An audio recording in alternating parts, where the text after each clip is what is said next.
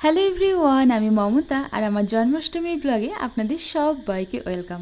প্রথমেই জানাই আপনাদের সবাইকে আমার তরফ থেকে জন্মাষ্টমীর অনেক অনেক শুভেচ্ছা আর ভালোবাসা। সকাল এখন বাজে 11টা, আমি রান্নাঘরে চলে এসেছি ভোগ রান্না করার জন্য। আর ভোগ নাকি সবসময় মিষ্টি জিনিস দিয়ে শুরু করতে হয়, তাই জন্য প্রথমেই বসিয়ে দিয়েছি গোপালের পছন্দের পায়েস আর ক্ষীর দিয়ে। এইবারের জন্মাষ্টমীর সমস্ত ভোগ রান্নার দায়িত্ব আমার উপর পড়েছে, আর আমি অ্যাসিস্ট্যান্ট হিসেবে রেখেছি আমার শাশুড়ি মাকে। যাবতীয় যা যা বাজার লাগে সবটাই উনি করে আমার হাতের কাছে গুছিয়ে দিয়েছেন, আর সমস্ত সবজি কাটাকুটি করে আমিও ভোগ রান্না বসিয়ে দিয়েছি। চলুন একদিকে রান্না হতে থাকুক, ততক্ষণে আমিও ঠাকুরঘর থেকে একবার ঘুরে আসি ওইদিকে কতটা কি রেডি করা হলো। এই যে সুন্দর ব্যাকড্রপটা, এটা আগের দিন আমার শ্বশুরমশাই আর হাজব্যান্ড মিলে রেডি করে দিয়েছে। আমরা একটু তাড়াহুড়োতেই রয়েছি, কারণ ঠাকুরমশাই আমাদের হঠাৎ ফোন করে জানিয়েছেন উনি 1 ঘন্টা আগেই চলে আসবেন। তাই ওদিকে মা বসে ফল টল কেটে ঠাকুরের জিনিসপত্রগুলো গুছিয়ে দিচ্ছে, আর এদিকে আমি রান্নাঘরের দায়িত্ব নিশ্চিন্তে আমার বোনের উপরে দিয়ে দিয়েছি। কারণ আমি অনেকটাই তাড়াহুড়োতে ছিলাম। গোপালের পছন্দের জিনিস, তালের বড়া, মালপোয়া, যেগুলো আমি লাস্টে করবো ভেবেছিলাম, সেই সব কিছু বোনের উপরে দায়িত্ব দিয়ে নিজে ভালো করে স্নান টান করে পরিষ্কার কাপড় পরে এবার ঠাকুর ঘরে চলে এসেছি গোপালের অভিষেক করাবো বলে। আর জন্মাষ্টমীর এই পুজো আমি কিন্তু এই প্রথমবার অ্যাটেন্ড করছি, কারণ আমার বাবার বাড়িতে এই পুজো হয় না। শ্বশুর বাড়িতে এই প্রথম বছরে আমি জন্মাষ্টমীর পুজো নিজে হাতে করবো বলে ঠিক করেছি। তাই আমি যতটুকু পেরেছি গোপালকে নিজের মতো করে পরিষ্কার করিয়ে নতুন জামা পরিয়ে দিচ্ছি, আর এই জামাগুলো আমি আগের দিনই ওদের জন্য কিনে নিয়ে এসেছি। প্রথমে ভেবেছিলাম জামাটা অনেকটাই বড় হবে, কিন্তু পরানোর পরে খুব মিষ্টি লাগছিল আমাদের বাড়ির গোপাল সোনাকে। যাই হোক, একে একে ওনাকে এবার সাজানোর পালা। আমাদের গোপু যেহেতু অনেকটাই ছোট, যা জিনিসপত্র এনেছি সবই ওনার সাইজ থেকে একটু বড়ও হয়ে গেছে। তো এবার ওনাকে একটু সিংহাসনে বসিয়ে দিই। এই সুন্দর দোলনাটা আমি ওনার জন্য কিনে নিয়ে এসেছি। ওনাকে এবার সিংহাসনে বসিয়ে দিয়ে গলার হার পরিয়ে দিলাম, মুকুটও পরিয়ে দিচ্ছি। এবার বাঁশি দিয়ে উনি একদম রেডি। তারপরে চলে এসেছি আরেকজন গোপুসোনাকে রেডি করার জন্য। তো এনার জন্য আমি একই ডিজাইনের ড্রেস অন্য কালারের এনেছি। কী যে মিষ্টি দেখতে লাগছে ওনাকে, কি বলবো। যাই হোক, আমাদের গোপুসোনা দুজনেই একদম রেডি, আর সামনের প্লেটে ওনাদের পছন্দের খাবার দাবার দিয়ে আমি এবার চলে এসেছি ওনাদের জন্য ভোগ বাড়তে। চলুন ভোগ বাড়তে বাড়তে আজ আপনাদেরকে কয়েকটা কথা শেয়ার করি। বিয়ের আগে আমি ওই বাড়িতে ভেবেছিলাম একটা ছোট্ট গোপাল ঠাকুরকে নিয়ে যাব, কিন্তু সময় আর সুযোগের অভাবে সেটা করতে পারিনি।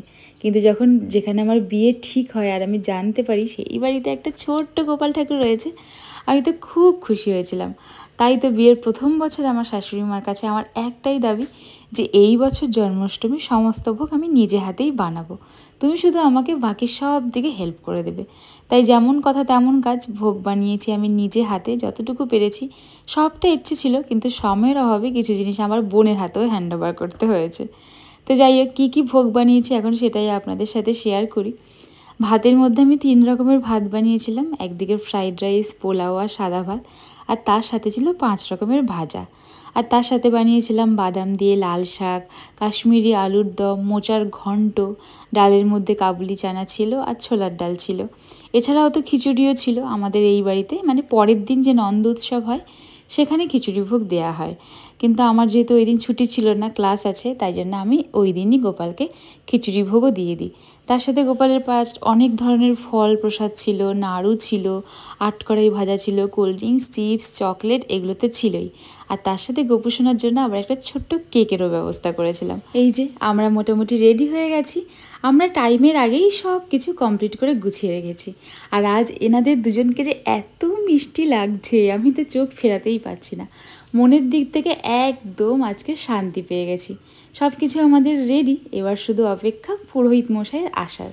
এখন বাজে ওই সন্ধ্যে 6টা, আমাদের পুজো শুরু হয়ে গেছে। পুজোর ভোগ তৈরি করা যেমন আমার কাছে আনন্দের, তেমনি ধূপ ধুনোর গন্ধ শুনতে শুনতে মন্ত্র উচ্চারণ শোনাটাও কিন্তু আমার অসম্ভব ভালো লাগে। আর এই টাইমটায় আমি একদম পুজোর কাজ ছাড়া সরে অন্য কোথাও যেতে পছন্দ করি না, তাই এখানেই চুপটি করে বসে রয়েছি। আর এদিকে দেখুন কে শাক বাজাচ্ছে আজকে।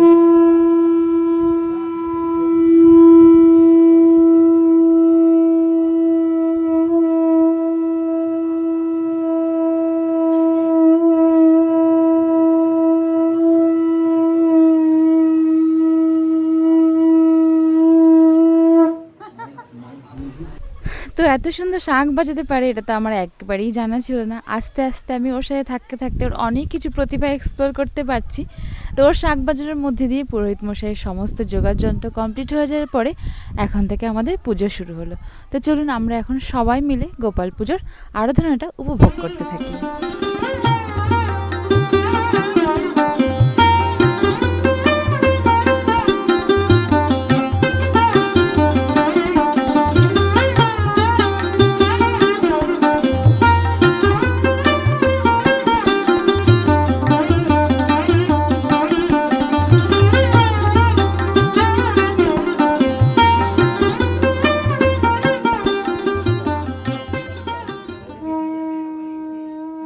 পুজোর মন্ত্রপাঠ এবার শেষ হয়ে গেছে। এবার শুরু হবে কৃষ্ণের অষ্টোত্তর শতনাম।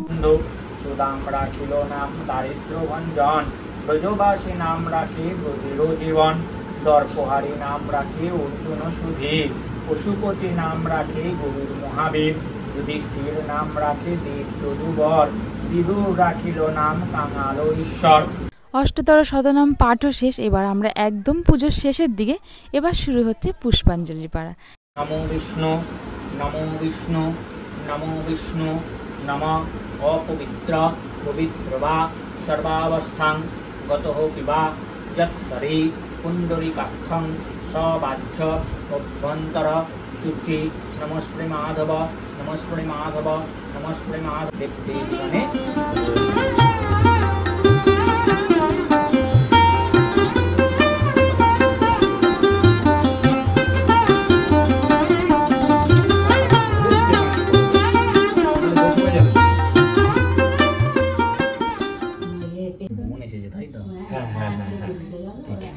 দেখি একরকম বুঝে যাচ্ছে।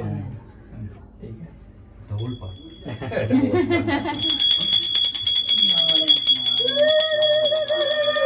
তো আমরা এবারে পুজোর একদম শেষ পার্টে পৌঁছে গেছি। এবার হচ্ছে আরতি গোপাল ঠাকুরকে। আর ততক্ষণে আমাদের সমস্ত গেস্ট যাদেরকে আমরা ইনভাইট করেছিলাম তারাও চলে এসেছে। পুজোর তারাও এনজয় করেছে। আর আরতির শেষে সমস্ত আগুনের ছোঁয়াগুলো আমার বোন সবার মাথায় মাথায় ঠেকিয়ে দিচ্ছে। চলুন এবার আরতিটা একটুখানি এনজয় করে নিই।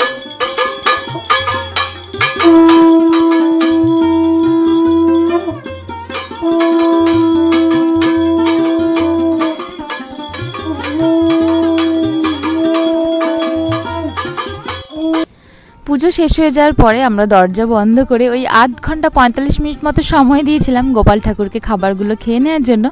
তারপরে ওনার কাছ থেকে অনুমতি নিয়েই আমরা সবার মধ্যে ভোগ বিতরণ করে দিই। আর আমরা নিজেরা ভোগ খেয়ে আমাদের উপোস ভঙ্গ করি।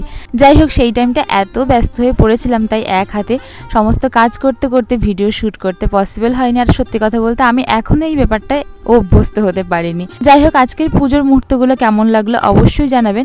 আর রাত্রেবেলা আমরা সবাই মিলে ইন্ডিপেন্ডেন্স ডেতে সেনা নামে একটা সিরিজ বেরিয়েছে, যেটা দেখেছি, খুব ভালো লেগেছে আমাদের। আজকের দিনটা খুব ভালোই কাটলো। দেখা হবে নেক্সট ব্লগে। ততক্ষণের জন্য টাটা।